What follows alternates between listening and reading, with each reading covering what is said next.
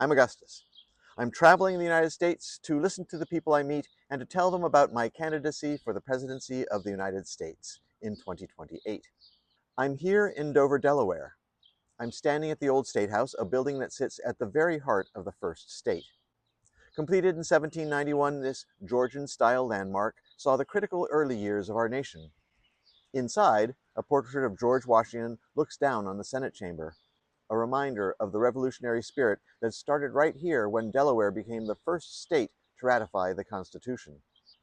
Delaware's state motto is liberty and independence. To me, that isn't just a historical slogan, it's a living requirement for leadership.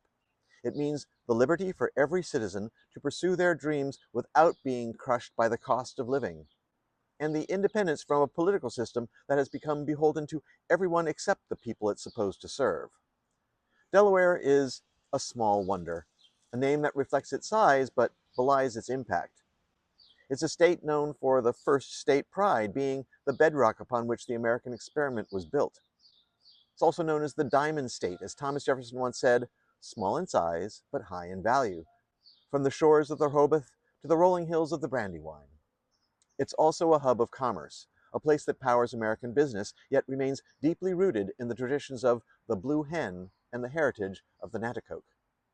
But it isn't just the geography or the history that makes Delaware vital. It is the resilience of Delawareans, people who value community, who aren't afraid of hard work, and who understand that liberty and independence are hollow words if you can't afford to keep the lights on.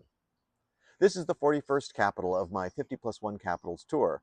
My plan seems obvious and necessary to me, but for other presidential candidates it could be considered unnecessary, maybe even a waste of time.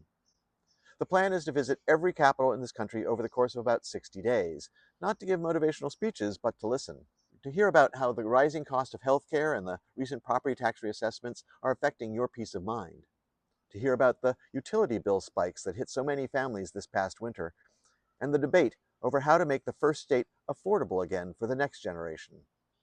It's time we make the security of the families who are currently holding this whole country up on their tired shoulders the country's top priority. Unfortunately, it seems we're being led by people who only care about the next 24 hours, while you're focused on the next 24 years. They're focused on their bank accounts, and you're focused on feeding your family. To lead in Delaware, you have to be honest enough to say what everyone feels. When the people who work our farms, teach our children, and run our local shops can't afford to live in the communities they serve, something is broken. It isn't about the system anymore. It's about the fact that hard work in this state used to buy you a future, and now it barely buys you a month of breathing room. To lead the whole country, you have to know the whole country. And you can't know the country from a high-flying jet, a speeding motorcade, or a gilded office in D.C. You have to drive the coastal highway, admire the great cypress swamp, cross the mighty Mississippi, and visit the beautiful Smoky Mountains. Having lived in 7 states and visited all 50 at least once before, I think I have a glimmer of understanding of who we, the people of the United States, are. But you can never stop learning. That's why I'm visiting each state again, and will continue to do so both during my campaign and during my time in office. Now you might be thinking, who is this guy? As I said, I'm Augustus. I was born in New York State 65 years ago, and like you, I've worked for much of my life. I've seen presidents come and go and industries rise and fall, and I've seen as the people who actually make this country run are treated as sheep or cattle, not human beings. We've stopped looking at the person behind the work, and it's time we started seeing the human being again. You may be asking yourself, is he qualified? The Constitution says I am. You need to decide for yourself what qualified means to you. To me, being qualified means working as hard as I can to help the most people possible. Think about the people who meet in this capital or in Washington, D.C. How many of them are qualified in your eyes? How many of them are working to make your housing affordable or your prescription drugs manageable?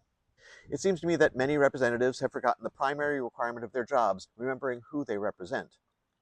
They shouldn't represent the lobbyists, they shouldn't represent their party, and they definitely should not represent the ultra-rich.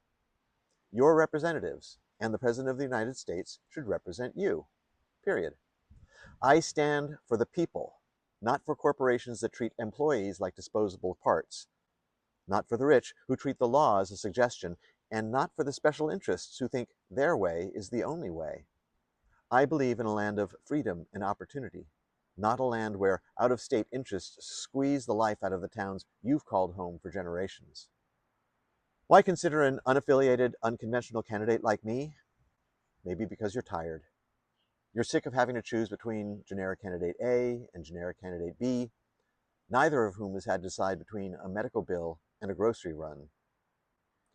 While a vote for a candidate who isn't a member of one of the two major parties can be scary, isn't it even scarier to have to choose between bad and worse? Choose to vote for someone who will actually work to make your lives better. Vote from compassion, not fear. I'm headed to Harrisburg, Pennsylvania next. I have 9 capitals and hundreds of miles yet to go. When you see me in your state later this year, don't just take a picture, come over and say hello. Tell me what's keeping you up at night. Tell me what you want for your children. I'm Augustus, and I'm here to listen. I'll see you in the state where you live.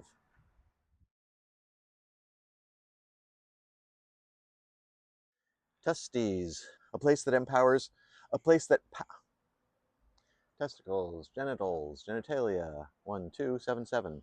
Been a hubber.